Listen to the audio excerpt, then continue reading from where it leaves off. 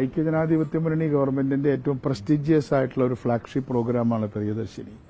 ആ പ്രിയദർശിനി ഇനിയും മുന്നോട്ട് പോകും. ചിലർ സംശയം പ്രകടിപ്പിക്കുന്നുണ്ട്. ചില CPM നേതാക്കൾ, ഞാൻ ഒരു സ്റ്റേറ്റ്മെന്റ് കണ്ടു, ഇത് നിർത്താനുള്ള പരിപാടിയാണോ എന്നൊക്കെയുള്ള ചില സംശയങ്ങൾ വന്നിട്ടുണ്ട്.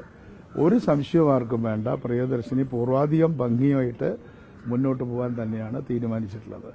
പിന്നെ ആ സ്ത്രീകളോട് ഒരു തരത്തിലുള്ള വിവേചനവും ഇല്ലാതെയാണല്ലോ നമ്മൾ പെരുമാറുന്നത്. എല്ലാ സ്ത്രീകൾക്കും ഒരുപോലെ, പാവപ്പെട്ടവരെന്നോ പണക്കാരെന്നോ വയസ്സുള്ള കൂടിയവരെന്നോ ഒന്നുമുള്ള വിവേചനങ്ങളില്ല. പിന്നെ ഞാൻ ഇന്നലെ ഒത്തിരി കാഷ്വലായിട്ടാണ് പറഞ്ഞത്. പത്രങ്ങളൊന്നും ഇല്ലാത്തൊരു ചെറിയൊരു മീറ്റിംഗ് അല്ലെങ്കിൽ ഒരു സ്റ്റേറ്റ് സമ്മേളനം പോലൊരു മീറ്റിംഗ് ആയിരുന്നു.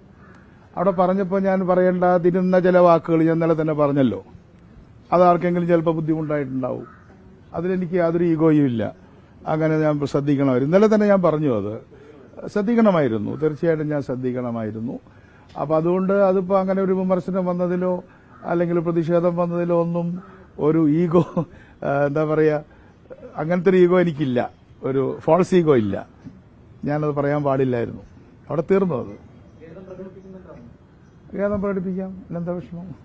എനിക്കൊരു ഈഗോയും ഇല്ല. കാരണം അങ്ങനെ ആർക്കെങ്കിലും ഒരു ബുദ്ധിമുട്ടുണ്ടായിട്ടുണ്ടെങ്കിൽ ഇപ്പോൾ ഞാൻ ഔപചാരികമായിട്ട് പറയുന്നു, ഞാൻ ഖേദം പ്രകടിപ്പിക്കുകയാണ്. ആർക്കെങ്കിലും പ്രശ്നം ഉണ്ടായിട്ടുണ്ടെങ്കിൽ അങ്ങനെ ഉദ്ദേശിച്ചിട്ടില്ല.